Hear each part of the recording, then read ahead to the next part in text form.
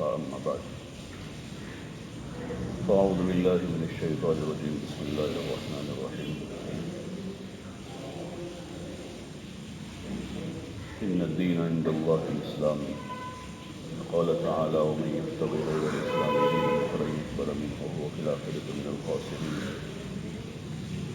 صدق الله العظيم. محترم دوست اور بزرگوں، اللہ جل جلالہ عمن والہ نے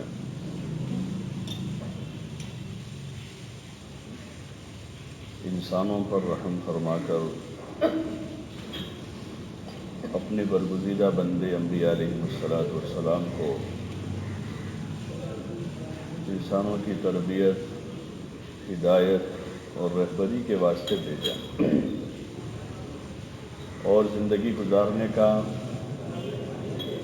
ایک بہترین طریقہ انبیاء علیہ السلام کے ذریعے سے انسانوں کو سکھایا ہے، جس میں دنیا اور آخرت دونوں جہان کی بھلائی، خیر خواہی اور کامیابی ہے، اور زندگی کے جتنے مراحل ہیں بچپن سے لے کر بڑھاپے تک،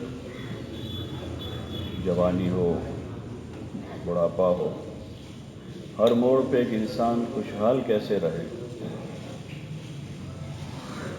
اس کا طریقہ سلیقہ سمجھایا ہے کہ ہر حال میں آدمی خوشحال رہے، اس کی مبارک تعلیمات ہیں، اور زندگی کے جتنے گوشے ہیں، جتنے شعبے ہیں، ان شعبوں سے متعلق بہترین رہبری ہے کہ آدمی اس رہبری کے تحت زندگی گزار کر دنیا میں بھی دکھی نہ ہو، کیونکہ پہلا مرحلہ دین چھوڑنے کا جو نقصان ہے وہ دنیا کا دکھ ہے۔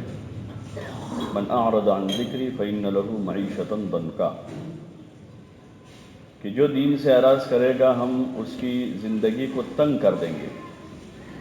باوجود زمین اپنی وسعتوں کے ایسے لوگوں پر تنگ ہوگی۔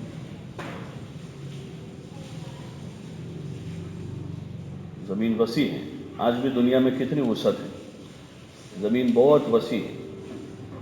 لیکن رہنے والوں پر تنگ ہے۔ دنیا میں اسباب زیادہ ہے، پہلے کے مقابلے میں اس وقت لوگوں کے پاس کھانا، پینا، پہننا، اوڑھنا، جوتے، چپل، سواریاں ڈھیر کے ڈھیر لگے ہوئے، اور جتنا لوگوں کے پاس ہے اس سے کہیں گنا زیادہ اسٹاک مارکیٹ میں ہے ساری چیزوں کی، اور غلے اناجوں کے گوڈاؤن بھرے ہوئے ہیں، گیہوں، چاول، دالیں، اور کروڑوں پرندے ہیں، اربوں مچھلیاں سمندر میں ابھی بھی تیر رہی ہیں۔ یعنی جو زندگی کے اسباب ہیں وہ تو پہلے کے مقابلے میں زیادہ ہیں، اس وقت مال پیسہ وہ بھی زیادہ ہے، باوجود ان ساری وسعتوں کے زندگیاں تنگ ہیں۔ اس کی بنیادی وجہ یہ ہے جو اللہ کا فیصلہ ہے اس فیصلے کو کوئی نہیں روک سکتا۔ پوری دنیا کی ساری حکومتیں اس فیصلے کے خلاف کوئی پلان کرے تو سارے پلاننگ فیل ہوں گے، کیونکہ اوپر سے فیصلہ ہے کہ جب دین سے اعراض کیا جائے گا تو زندگیاں تنگ ہو جائے گی۔ یہ جو بیٹھے ہیں سب اچھی طرح یاد ہوگا سب کو کہ 10x35 کے اوڑے میں 10-12 کا پورا خاندان آباد ہو جاتا تھا، 10-12 کا۔ ایک کی شادی ہوئی تو ایک میڑی بنائی ادھر سے لکڑے کی اور اوپر رخصتی ہو جاتی تھی۔ ارے ہوتا تھا نا، 10-12 بھائی بہن ایک ساتھ پلتے تھے 10x30 میں، کچن بھی اسی میں ہے، باتھ روم بھی اسی میں ہے، بیڈ روم بھی اسی میں ہے، ڈرائنگ روم بھی اندر ہی ہے، کچن بھی اندر ہے، اور سب خوش ایک ساتھ بیٹھ کے شام کو کھاتے تھے۔ صبح ہوئی تو رات کے چاول اور چائے پی لیتے تھے ایک ساتھ، مزے مزے سے گھومتے تھے، اور اسی گھر میں شادی بھی ہو جاتی تھی، اسی گھر میں ہو جاتی تھی۔ شادی کے دن ایک منڈپ جیسا سادہ سفید سا باندھ دیتے تھے، اور گلی بائی، گلی کی جو چوڑائی 15-17 کی بچی ہے وہ بائی 10, 15, 20, 25 کا وہ باندھ کر اسی میں خوشی خوشی شادی، نہ کوئی تکلفات تھے نہ کوئی، اور آسان زندگی تھی۔ لیکن جتنا دین دوری ہوگی، جتنی دین بیزاری ہوگی، ایک جہالت کی وجہ سے وہ کم جرم ہے، ایک جاننے کے بعد دین سے دوری اختیار کرنا وہ بڑا جرم ہے۔ ایک آدمی ناواقف اور جاہل ہے تو وہ کسی دین سے دوری اختیار کیا ہوا ہے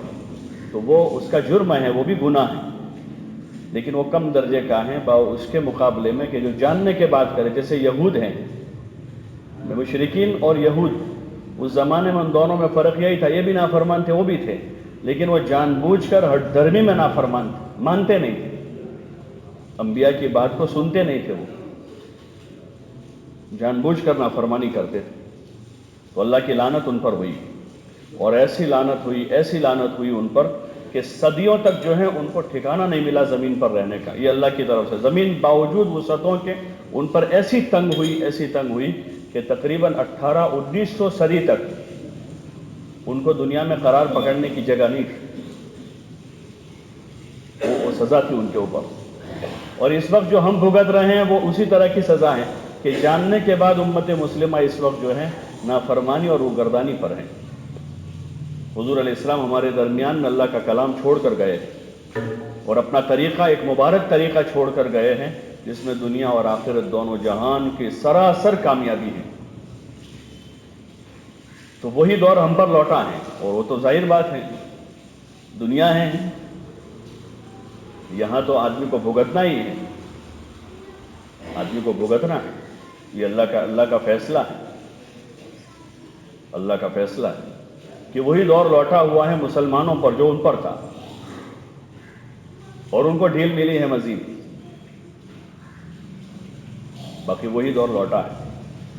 ان کو ڈھیل ہے کہ آج بھی ان کے لیے موقع ہے کہ وہ ہدایت پر آ جائے، حضور علیہ السلام کی نبوت کو تسلیم کریں۔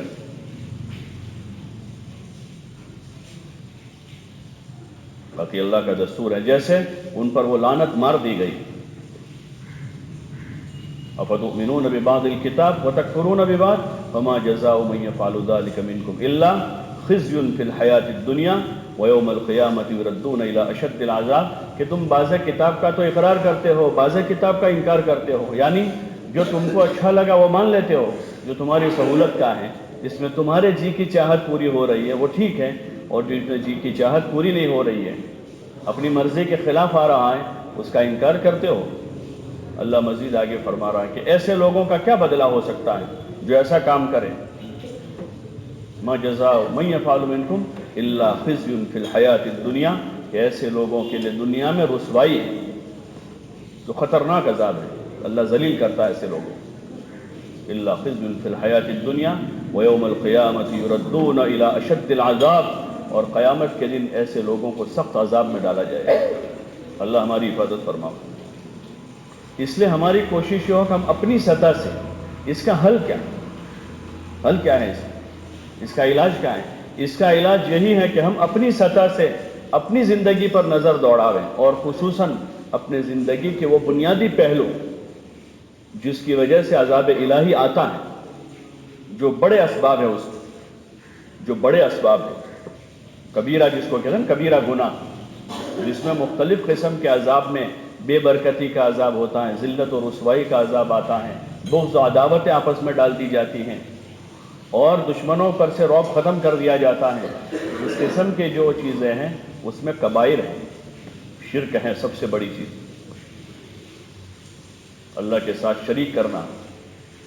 اللہ کے غیر کی پرستش کرنا، ایسے ہی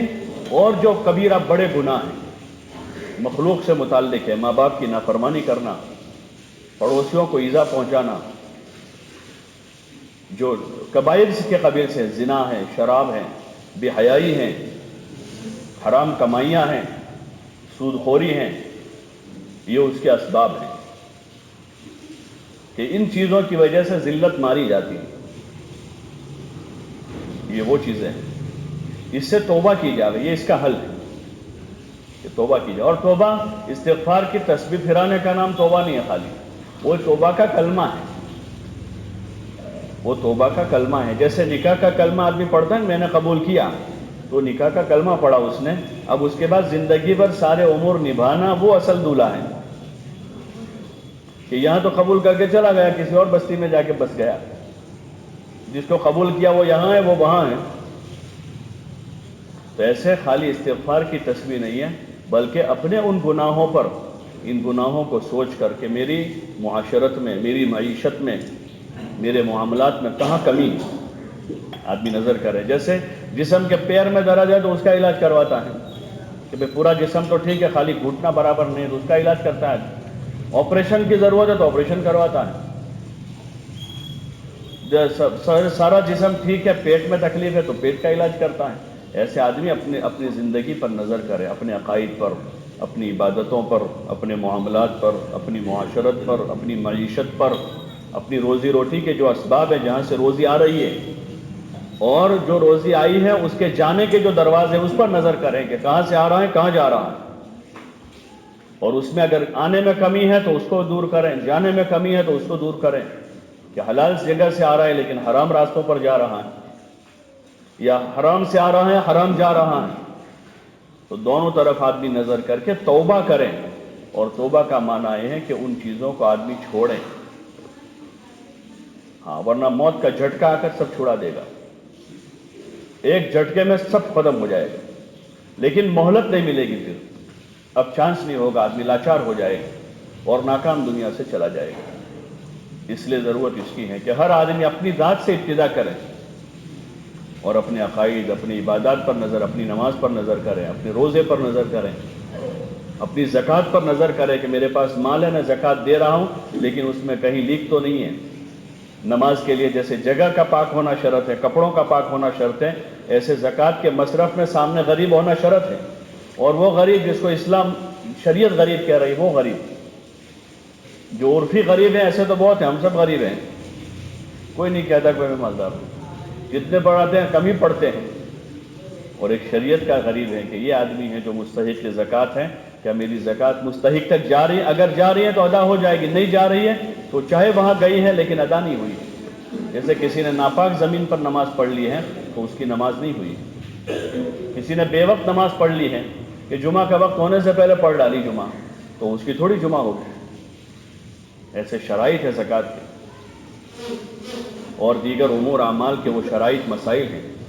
اس کو علماء سے معلوم کر کے اس کی روشنی میں زندگی بنانے کی ضرورت ہے، ہاں، زندگی کے رخ کو ٹھیک کیا جاتا ہے، یہ توبہ ہے۔ اور پھر معافی مانگے کہ اللہ آج تک چوک ہو گئی، بھول ہو گئی، کمانے میں بھول ہوئی ہے، خرچ کرنے میں بھول ہوئی ہے، تو توبہ کا دروازہ کھلا ہوا ہے، آدمی کی موت تک توبہ کا دروازہ کھلا ہوا ہے، ہاں، پھر جب موت مسلط ہو جائے گی اوپر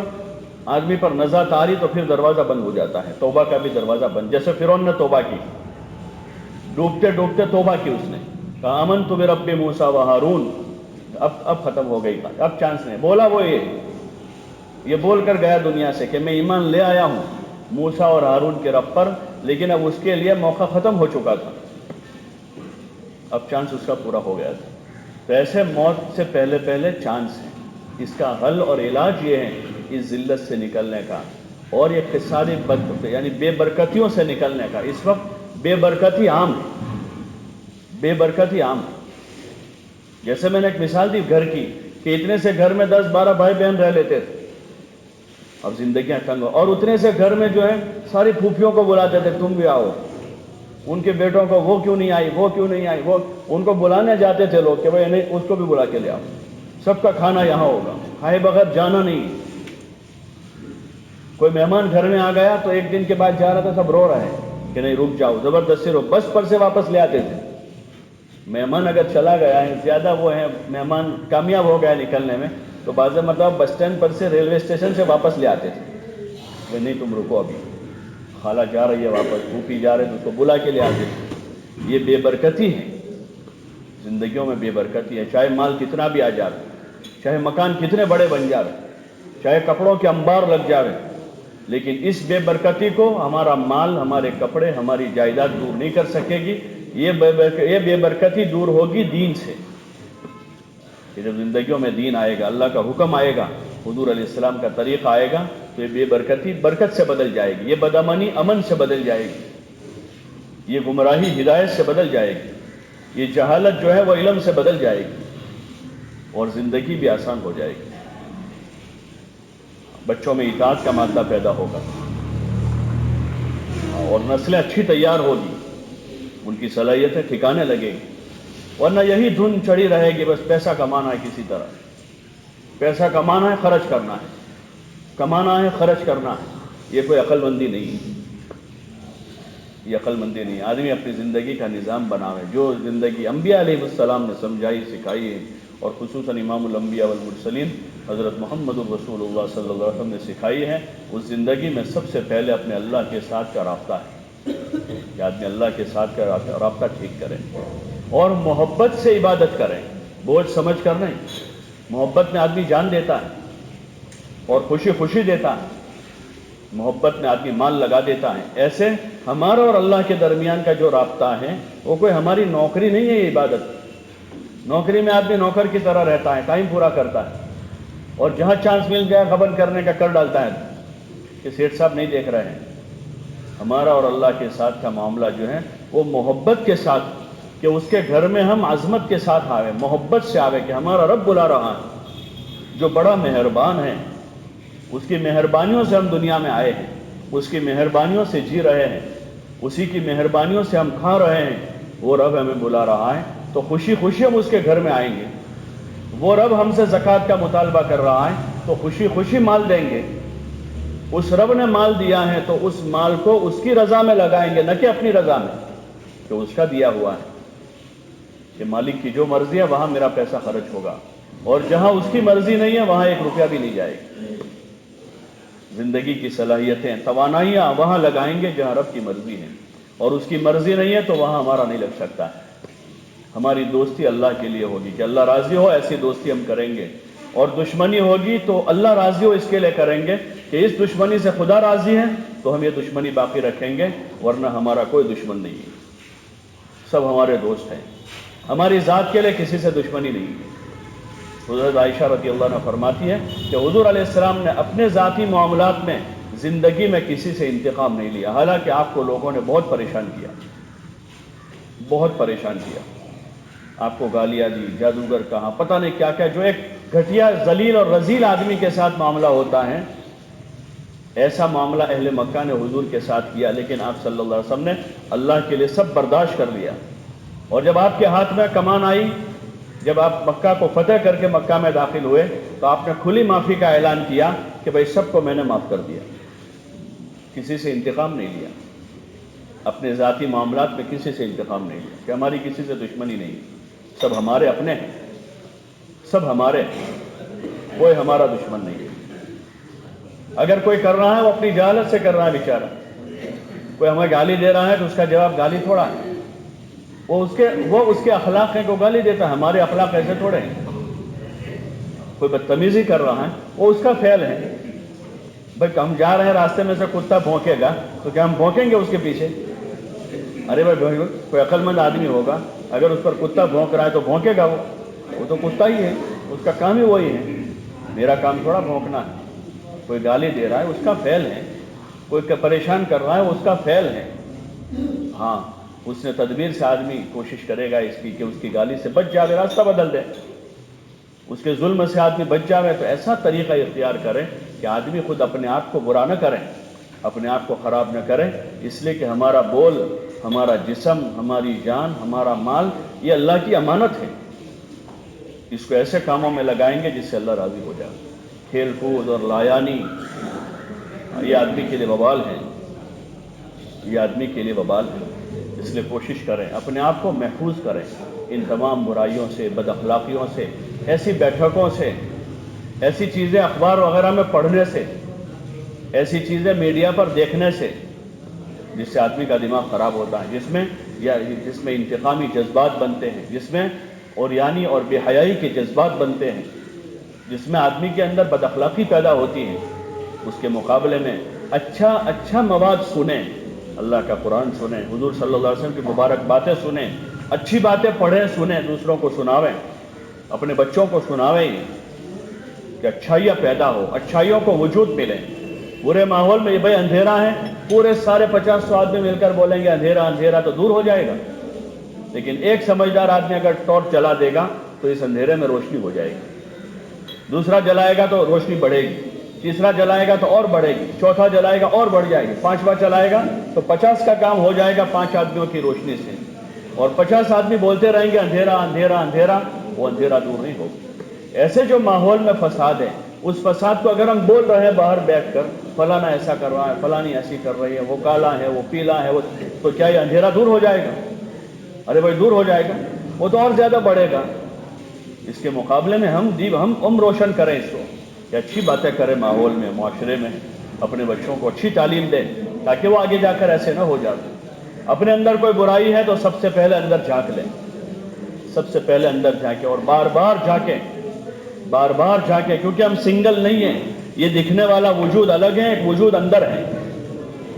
ایک تو سفید کپڑوں میں دکھ رہا ہوں، سفید کپڑے، سفید ٹوپی، داڑھی میں، لیکن ایک اندر میں ہوں۔ اندر والا دیکھے کہ اندر والا کیسا ہے، اندر والا تنہائی میں دکھے گا، بند کمرے میں دکھے گا کہ اندر والا کون ہے۔ باہر والا تو باہر پھر رہا ہے، لوگوں کے درمیان میں ہے، سفید کپڑے پہنے ہوئے ہیں، سر پر ٹوپی رکھی ہوئے ہے، چہرے پر داڑھی ہے، لیکن اندر والا کون ہے وہ تنہائی میں پتہ چلے گا کہ اندر کون ہے۔ اپنی سوچ سے پتہ چلے گا کہ سوچ کیا ہے اندر کی۔ اس لیے کوشش کریں کہ سب سے پہلے اپنے اندر جھانکیں اور ان برائیوں کو ختم کرنے کی کوشش کریں، اور یہ ہمارے حق میں ہوگا، یہ ہمارے حق میں ہوگا، ہمارے لیے مفید ہوگا۔ دنیا میں اللہ پاک برکتوں کے دروازے کھول دے گا اور اللہ موت اچھی دے گا، اور موت کے بعد کے جو مراحل ہیں وہ اصل ہیں، قبر ہیں، حشر ہیں، نشر ہیں، جنت ہیں، وہ جو مراحل ہیں وہ اصل ہیں، کہ وہ مراحل پار ہو جاوے آدمی کے، آسانی کے ساتھ آدمی نکل جاوے، ورنہ وہاں گاڑی پھنس گئی کسی کی، اس کو کوئی نہیں نکال سکے گا، کوئی کرین وہاں کام نہیں لگے گی، کوئی کرین کام نہیں لگے گی، کوئی مزدور وہاں نہیں آئیں گے بچانے کے لیے۔ آدمی کا ایمان، نماز، روزہ، زکوٰۃ، حج، وہ آدمی کے ساتھ ہوں گے، اور جتنے دیگر اچھے اعمال ہیں وہ اچھے اعمال آدمی کے ساتھ جائیں گے۔ اس لیے اس کی کوشش کریں، اپنے آپ کو سنواریں، اپنے بچوں کو سنواریں، بچوں پر نظر رکھیں،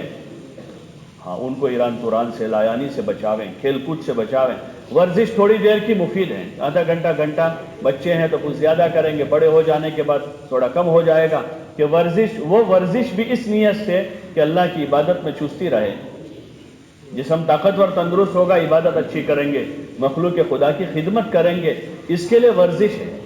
باقی یہ جو کھیل رائج ہے ہمارے زمانے کے، خصوصاً کرکٹ ہے، ساری زندگی کا کباڑہ ہے۔ آدمی 80 سال کا ہو گیا، نشہ نہیں اترتا ہے، 80 سال کا ہو گیا، اب قبر میں جانے کے دن قریب ہے، لیکن وہ نشہ جو 4-5 سال کی عمر سے کرکٹ کا چڑھا تھا، اب موت یاد کرنے کے دن ہیں، اور وہ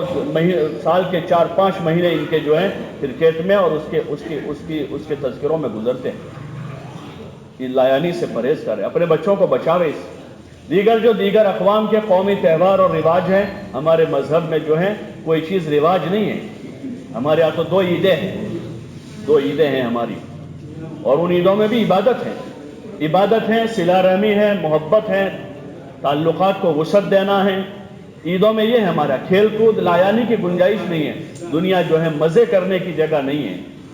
دنیا خواہشیں پوری کرنے کی جگہ نہیں ہے، اس کی جگہ اللہ نے جنت بنائی ہے۔ اس لیے ہماری جو عیدیں ہیں ان عیدوں میں تو عبادت ہے، مخلوق خدا کے ساتھ ہمدردی اور خیرخواہی ہے، رشتہ داروں کے ساتھ تعلق اور محبت کا اظہار ہے، ان کے اوپر خرچ کرنا ہے،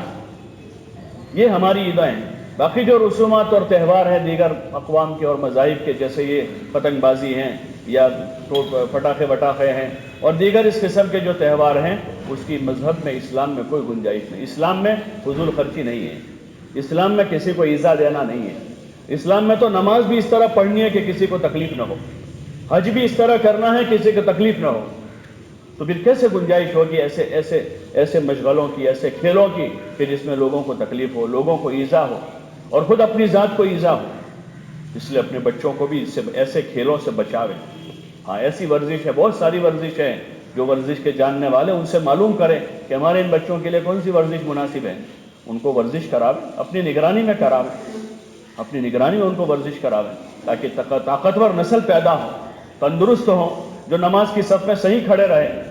جو رمضان کی تراویح کی 20 رکعت کھڑے رہ کر پڑھ سکے، جو رمضان میں روزہ اپنی بشاشت سے رکھ سکے، ایسے تندرست اولاد ہو، جو حج میں جائے تو پیدل حج کر سکے، جس کی فضیلت زیادہ ہے، ایسی تندرست نسل پیدا ہو کہ جو عبادت اچھی طرح کرے، جو اپنے ماں باپ کی خدمت کرے، ایسی نسل تیار کرنی،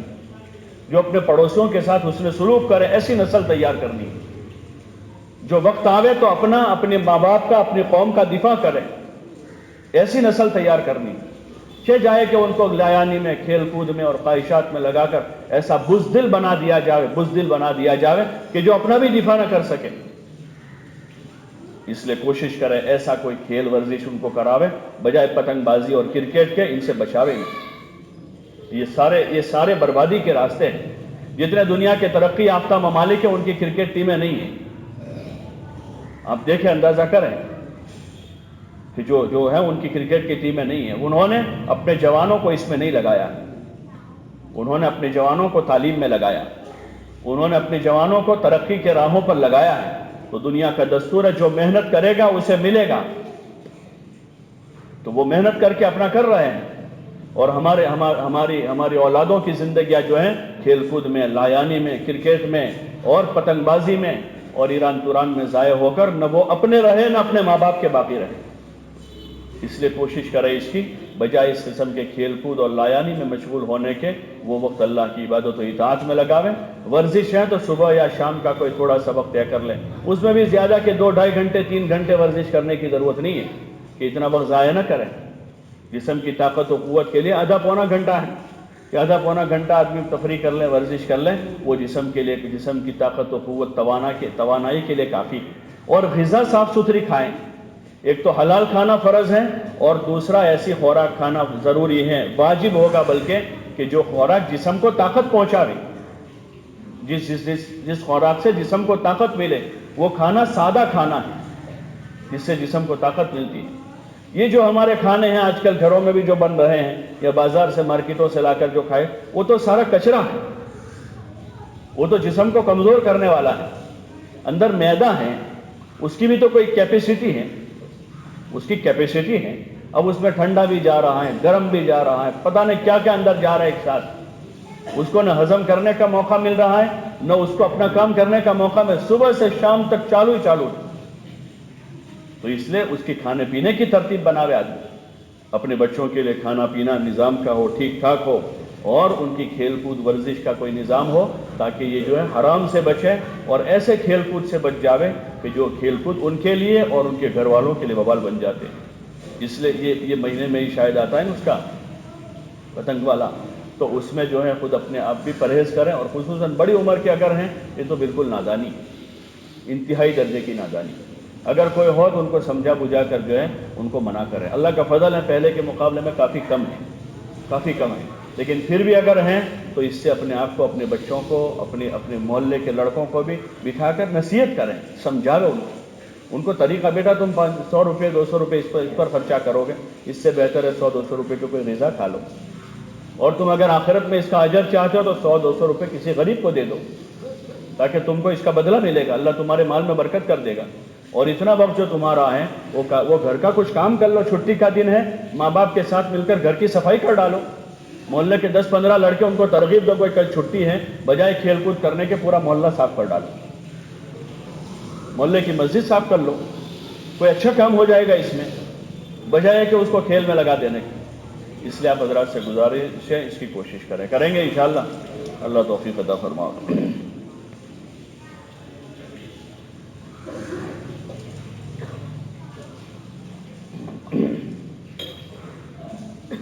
آگے کی صفحے پور کر کے صفوں میں 2 زانوں بیٹھ جاؤ، جن کو تکلیف نہیں ہے خطبے کو دھیان سے سنیں، خطبے کا سننا بھی واجب ہے۔ جن کو تکلیف نہیں ہے وہ 2 زانوں بیٹھ جائے، تکلیف ہے 4 زانوں بیٹھے، باقی ٹیک تو چھوڑ ہی دیں، جیسے نماز میں چھوڑ دیتے سارے، نماز میں بغیر ٹیک لگائے نماز پڑھتے ہیں۔ خطبہ سننا واجب ہے، 2 رکعت نماز کی جگہ پر خطبہ ہے۔